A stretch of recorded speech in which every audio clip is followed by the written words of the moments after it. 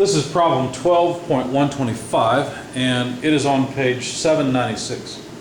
A 500-pound crate B is suspended from a cable attached to a 40-pound trolley A, which rides on an inclined I-beam as shown. Knowing that at the instant shown, the trolley has an acceleration of 1.2 feet per second squared up and to the right, determine A, the acceleration of B relative to A, and B, the tension in cable CD. All right, so let's sketch this system and just see how it looks. So here's this inclined support. I'll just use a point to indicate connection of the 500-pound mass attached to a cable. This is point, let's see, A and C is what I've got. Yeah, so basically it's attached to A and it's point C. So I've just put points A and C together. It doesn't matter what their size is. The incline, despite my drawing, is 25 degrees. I think I've got about a 45-degree angle, but that's fine. And there is a cable attached here pulling up. So this I call tension CD. Now noticing that they said there's an acceleration upward, the acceleration at point C is 1.2 feet per second squared. And the trolley has a mass of 40 pounds. We're supposed to find the acceleration of body B with respect to A. So this is body B, by the way.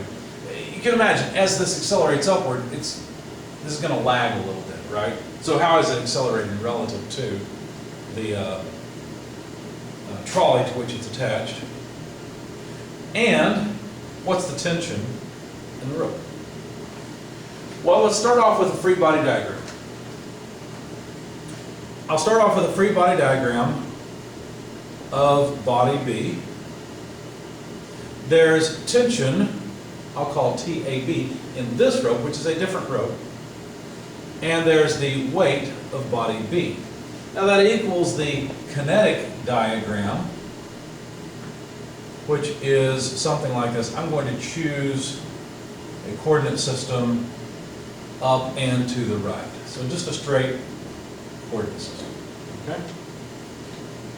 Now notice there are no horizontal forces, therefore there can't be any acceleration. Basically we just perform sum of forces in the horizontal direction in our minds, right? There can't be any horizontal acceleration. There can only be upward acceleration at this moment. So for body B, if the acceleration in the horizontal direction is 0, since there are no forces, that means that the acceleration of B as a vector relative to A looks like this, just a relative acceleration equation. Now this is a two-component equation. There's a horizontal component, the x component, which we know, by the way, is 0. B has no horizontal acceleration. Acceleration of A in the x direction plus acceleration of B with respect to A in the x direction. We can write the other component equation, ABY equals AAY plus AB with respect to A in the y direction. But wait a second. The acceleration of B with respect to A in the vertical direction has to be 0. We're assuming that this rope does not stretch and it does not shrink. Therefore, this term is 0. Remember, that's acceleration. If there's any acceleration of B with respect to A, then B must obtain some velocity with respect to A, which means that the rope would have to stretch or shrink. So that can't be, that has to be 0. So, if we continue from, well actually, if we think about this acceleration, the acceleration of body A in the x direction has to be the acceleration that was given, AC, multiplied by cosine of 25 degrees, because whatever the acceleration is at this point, that must be the acceleration of carrier C. And so we just want the horizontal component. There it is. Let's go ahead and calculate it. 1.2 feet per second squared times cosine of 25 degrees equals 1.0876 feet per second squared. I'll make note 1 there. And the acceleration of A in the y direction has to be the acceleration of C times the sine of 25 degrees, so 1.2 feet per second squared. times the sine of 25 degrees. And that is equal to, let's see, 0.5071 feet per second squared. We'll call this note 2. We don't want to forget those two things. Now, so what we recognize is that this acceleration, this relative acceleration of b with respect to a, which is something we want to find, can't have any y component. It can only have an x component, right? So, wait a second. If this is 0, the acceleration of b in the x direction is 0, and the acceleration of b with respect to a in the x direction is something we want to find, and we know the acceleration of a in the x direction, I don't know why I used capital A, or lowercase, it doesn't matter. I mean the same thing, body A, body B. In fact, actually, I don't know why I used lowercase there. Stay with capital letters to indicate the bodies. Okay, so notice what I'm saying is, we know this, we want this, and so it's a trivial thing to find it.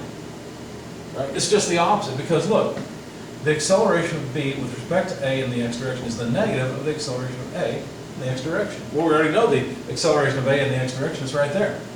So to answer their question, even if we want it as a vector, we can simply say that it is negative 1.0876 feet per second squared in the I direction, or in the x direction. That's the acceleration of b with respect to a. Okay. Now that's from note 1. From note 2, well, let's see.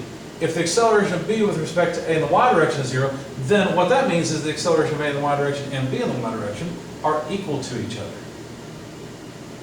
Okay? So 0.5071 feet per second squared. So now notice what we've done is we've used a little bit of force knowledge along with kinematics knowledge in order to determine acceleration. And notice the only force equation we've used so far really is considering sum of forces in the horizontal direction. But now we should be able to consider summing forces in the vertical direction. Now I'm going to be out of space, so let me start here, say sum forces in the y direction on the body. Let's see, is that what I'm doing? Yeah. Well, wait a second. TCD is what I've got listed. That doesn't make sense. Is there a rope going through this thing? No. I'm wondering if my note is wrong, because in my equation I used TCD. I think I intended to use TAB. Yeah, because later on I switched to TAD. So I just made an error in my note equation, which I then corrected. So the tension in AB, this bit of rope or cable or whatever it is, minus the weight of body B, for this sum of forces, equals the mass of body B, which is just mass, it's the only mass given, times the acceleration of B in the y direction. Okay, so now I have summed forces in the vertical direction. I don't need the free body diagram and kinetic diagram. Got a little bit of space to work. So the tension in rope AB is simply the weight of body B plus the dynamic force. Okay? We can calculate it. We know that the weight of body B is 500 pounds. Notice we're calculating that. We didn't convert 500 pounds mass to pounds force. We calculated it. We know it's trivial, though, to calculate. But the mass is 500 pounds mass. The acceleration of B in the y direction, we already know, 0.5071 feet per second squared. And then a conversion factor, pound force per 32.2 pound mass foot per second squared, allows us then to have consistent units of all pounds force. And so this comes out to about 507.874 pounds force. All right. But notice we've done everything we can with this free body, right? With the free body diagram of body B, we figured out everything that we can. We can't figure out anything else with it. Okay? I think I don't need these equations, so let me erase them. I may need these accelerations yet, so I'll hold on to them. Let's consider another free body diagram. Let's consider a free body diagram of the carriage C. Well, the carriage is going to have some kind of a normal force because it's on wheels, so it can roll this way. There's no friction force that way. There's the weight of C, and there's, well, let's put it up here. Let me move that normal force a little bit so I have some space. There's the weight of the carrier, or whatever they called it. There's tension AB, which we know, and there's also tension CD, which we'd like to find, right? That's our next goal. The only free body where TCD appears is body C. Let me draw the kinetic diagram as follows. I'm going to consider a different coordinate system, an x prime coordinate system. I'd like to use a rotating coordinate system because it will make my life easier. The coordinate system is just a tool. We can change it however we like. Okay? As long as we're consistent, we'll be okay. So there's my x prime, y prime coordinate system. If I can make it x. There we go. So now, let me sum forces in the x prime direction. What would I get? Well, there'd be TCD. There'd be a contribution from the weight and the tension, but both are acting downward, so they're going to act generally in the negative x prime direction. So let's say minus WC plus TAB.